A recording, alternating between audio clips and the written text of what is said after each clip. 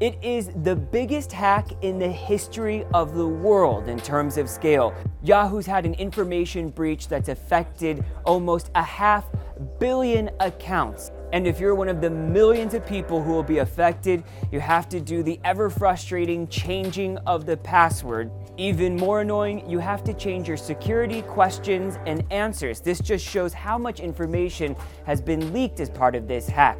You can't change your mom's maiden name, so you'll just have to come up with a new question. But perhaps the worst part, you have to change any other similar information on other websites aside from Yahoo.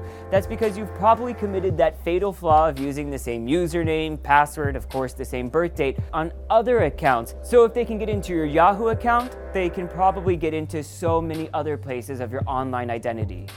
And then there's Yahoo's pending sale to Verizon. That company says they didn't even know about this hack until just a couple of days ago, even though it happened back in 2014.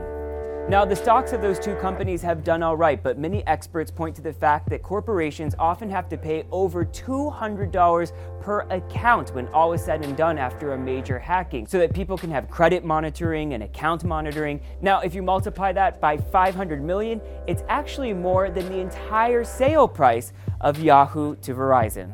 And now one elected official is saying that the government should take a look at Yahoo. Senator Blumenthal says, as law enforcement and regulators examine this incident, they should investigate whether Yahoo may have concealed its knowledge of this breach in order to artificially bolster its valuation in its pending acquisition by Verizon.